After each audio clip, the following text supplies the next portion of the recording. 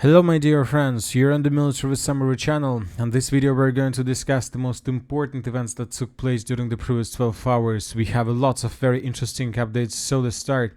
And first let's talk about the United States of America. Very interesting statement was made by the President of the United States of America, Donald Trump. He said that Trump hinted that he spoke to Putin, but not about the disaster in Washington. Yes, you spoke to the President Putin about the plane crash. No, not about that. He clarified. You know that when talking about Donald Trump, he has a lot of things to do right now. He's very busy, and telling the truth, for the first time probably since the 2018 or maybe 2020, I noted that Donald Trump is very tired. He's very tired and he's exhausted. And he's exhausted maybe not because there are a lot of things to do and he has a lot of meetings and something like this. He's exhausted because he understands how many things he must do during the next 4 years. And sometimes when you take a look at his eyes, it seems that he understands that most likely he will not be able to finish everything he's planning. So very difficult situation for him. Now let's move to Ukraine. We have a lot of very interesting statements about Ukraine that were made by the Secretary of State Marco Rubio. For example, U.S. Secretary of State Marco Rubio said that U.S. President Donald Trump's position is that the war in Ukraine should end with negotiations, but any negotiations require consensus from both sides. Neither Ukraine nor Russia will be able to achieve their maximalist goals as a result of the war. This is not going to end with the maximalist goals of one side or another, and there is a lot of hard work that's going to have to be done. And I think only the United States under the leadership of President Trump can make that happen. It's not going to be easy, it's going to take some time, but I know he's committed to getting there. US Secretary of State Rubio. Another important statement made by him that Ukraine has been thrown back 100 years as a result of the war with Russia. Ukraine's energy system has been destroyed. Who will have to pay to restore all this? And how many Ukrainians left Ukraine and now live in other countries? They may never return. And this future is at risk. And the Secretary of State stated. So as you can see, Trump's team understand that there is no white future for Ukraine. And as for now, it's better to stop this war as soon as possible. And maybe the United States of America are doing everything they can with the purpose to stop the war, to stop casualties. But when talking about European Union, we see that European Union try to support Ukraine and to prolong this war. For example, today Sweden, we got report that Sweden provides another 1.2 billion aid package to Ukraine. The government is in talks with suppliers in Sweden and Europe to supply priority equipment such as artillery and drones. I saw the list, and the list is very big, very huge, and obviously it will allow the Ukrainians to hold their positions for another month or something like this. Another important thing is that one day of war in 2024 cost for Ukraine about 136.5 million. Significant numbers. The total funding from international partners for 2022-2024 amounts to 150 billion. So it's just the economic help only. We're not talking about even military help. The situation for Ukraine is very critical, and the most important is that there is no stability along the line of combat contact where the Russians continue their offensive operation. For example, when talking about the Andreevka fortified area, as you can see, another day brought us the significant number of icons around the entire pocket. The Russians are advancing, trying to encircle the Ukrainians, and most likely they will be able to do this. First, let's talk about Constantinople. First, we got several reports from Russian sources. Very reliable sources reported that the Russian armed forces entered the eastern part of Andreevka, west of Kurakhova. Also, Russian assault forces are also attacking south of Constantinople, and if successful, a call might form for the Ukraine armed forces. Later, we got some clarifications how exactly the Russians are attacking, and according to information we have, currently the Russians are trying to attack the southeastern part of the settlement. So the Russians are trying to enter these farms. So, and there is a very powerful stronghold from the Ukrainian Ukrainian side, as you can see. And if the Russians are able to take the stronghold under complete control, then the Russians will be able to shorten the distance between this fortified area, between this cauldron, this stronghold, and the main supply road to less than 1 kilometer. The bridges along the river of Sukhie Yali were already destroyed, but maybe the Ukrainians managed to build several more pontoon bridges, and in this case, this territory would be under complete Russian fire control. Also, we have some changes in the eastern part of Andreevka. Once again, several sources reported that the Russians entered the village from the east, and we have several changes on map according to different pro-Russian resources, and according to them, we have adjusted the map and we have colored some contested area. We have added some contested area. So we see that the Russians, when talking about the global scope, are trying to attack like this, and the Russians are trying to attack like this, with the purpose to encircle the Ukrainians in the territory of Ulakle and Dachne.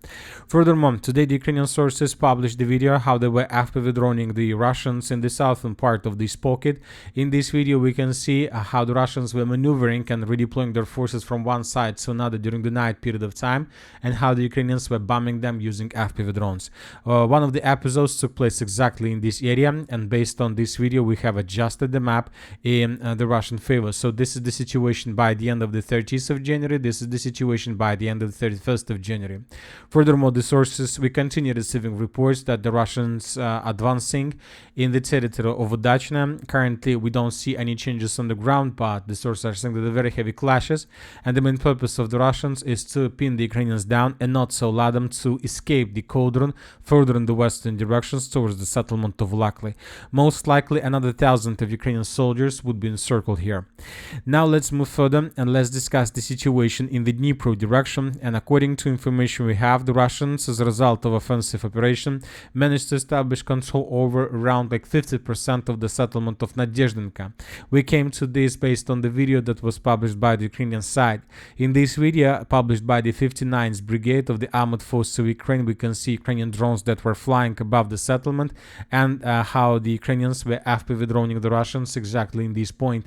Based on this video, we have adjusted the map. This territory used to be considered as a contested zone, and now we have no doubts that the Russians took under control the southern part of the settlement.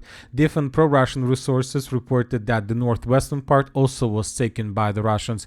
As for now, let's wait for additional updates. Maybe there are still some pockets of resistance from the Ukrainian side, but anyway, we understand how the battle for Nadezhdinka is going to be finished. As for the Pokrovsk direction, during the previous 24 hours, we haven't received anything from the line of combat contact. It's like the Russians are regrouping right now.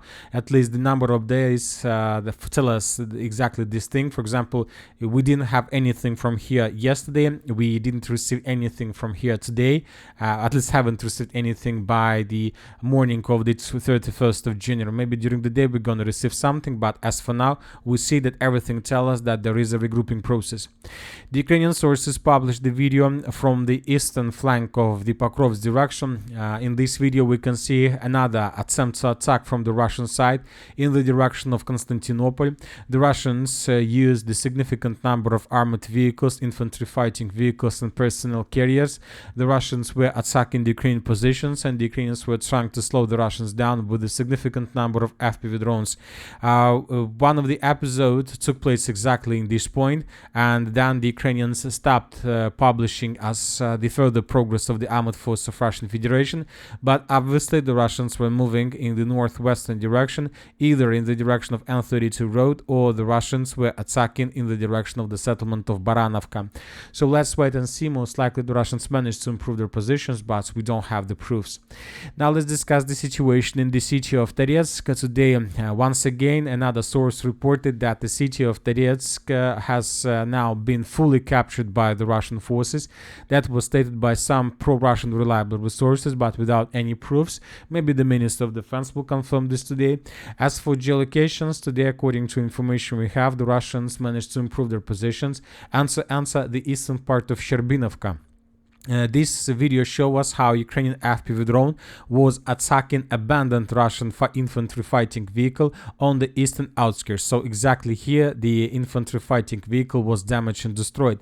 You know that several mappers adjusted their map as if the Russians were attacking from the western part.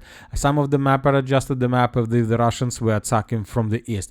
Telling the truth, very difficult to understand, but based on the direction where exactly the infantry fighting vehicle was looking so we adjusted the map as if the Russians were attacking from the east. So let's compare the map between the dates. This is the situation by the end of the 30th of January, and this is the situation by the beginning of the 31st of January. So we believe that the Russians from the Zabalka micro district attacked the Ukrainians from the eastern flank with the purpose to encircle the Ukrainians that are currently located in these fields. So very likely the Russians managed to create another cauldron in this area, and this upcoming day is decisive day for the Ukrainians. Now either they need to counterattack or to retreat further in the northern direction. We expect that Ukrainians will retreat because they have no forces, no chances to counterattack the Russians in this area.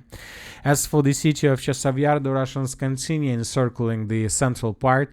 Today pro-Russian resources adjusted the map back again in Russian favor, showing that the most northern part of the city of Chasiv is under complete Russian control. We can compare the map. For example, this is the situation by the end of the 30s. Several Russian resources reported that Ukrainians restored control over this territory, and now they show completely different picture.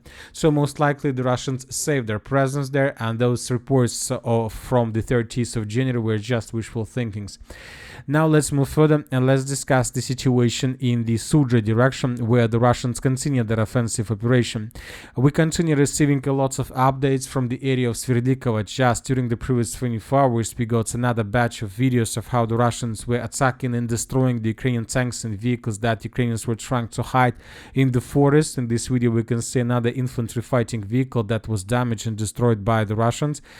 So we see that the Russians currently is an active storm of Sverdlikova, and Ukrainians try to counterattack the Russians from the south by attacking the Russians in the flanks. So that's why the most of the losses the Ukrainians suffer in the territory of Sumu region. Something tells me that in the very near future the village of Sverdlikova will fall in Russian hands, and then the Russians will be able to advance further in the direction of Sudzha. So now we are, let's say, in front of the very decisive days for the Sudzha direction. I'll remind you that the temperature in the very near future is going to go below zero for -16 by Celsius, and this is going to be a perfect configuration, perfect weather for beginning of another fast lightning and major attack from the Russian side. And that's it for the short video on Military Summary. Channel reminds we condemn any violence in the world. Thank you for watching. Subscribe to my channel, put your likes, join my Patreon, and have a good day. Bye bye.